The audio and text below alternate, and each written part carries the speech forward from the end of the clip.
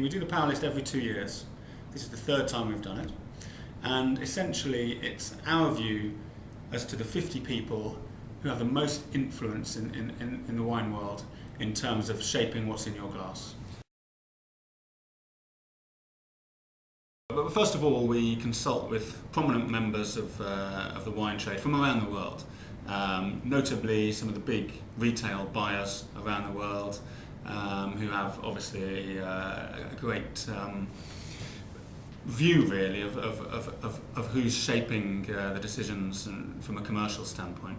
And we get nominations from a huge list of contributors, and then within the walls of Decanter we take that on board and discuss it among ourselves and come up with the final 50.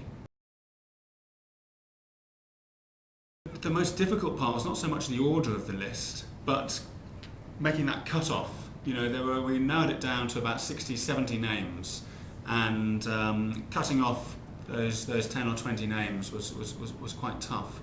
Obviously we have the list from years before, so you need to decide, for instance, you know, if you're going to shelve somebody, if they're going to drop out of the list, there needs to be a good solid reason for that.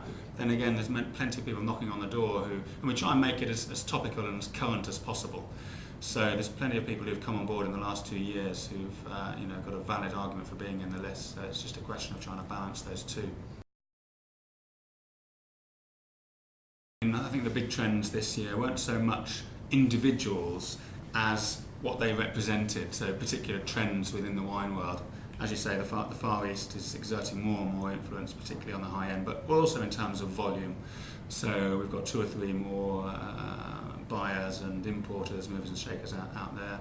Also, politicians, unfortunately, raising their head, which is probably not great, but the likes of the EU, represented by Marianne Fischer-Boel, the EU Agriculture Minister, very high in the list this year at number 3, because she's just in the process of ratifying a complete overhaul of EU legislation that's going to affect all winemakers.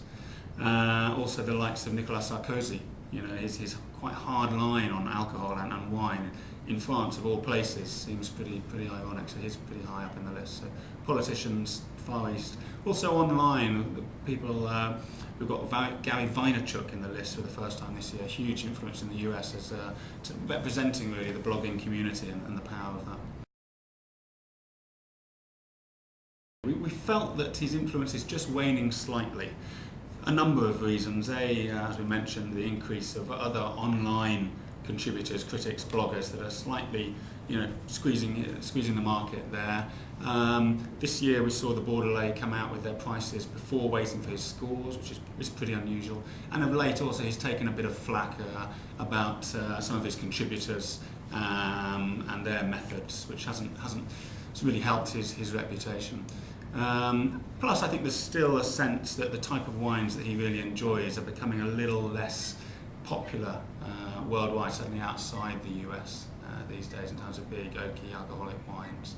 So we felt that he was just slightly on the way, and it was a question of whether or not anyone had done enough to take that number 1 spot. And Dick Sands at Constellation, he could have equally nominated his brother Rob Sands, I think really represents. Constellation sell 1 in 8 wines in the UK, huge portfolio of brands, and they're trying to kind of up the levy in terms of moving people up to premium brands, and they probably represent the crossroads that the wine trade is at in the current economic climate, of whether they can persuade consumers to take that step with them, or whether we're going to see a dumbing down to the more commercial end of the market.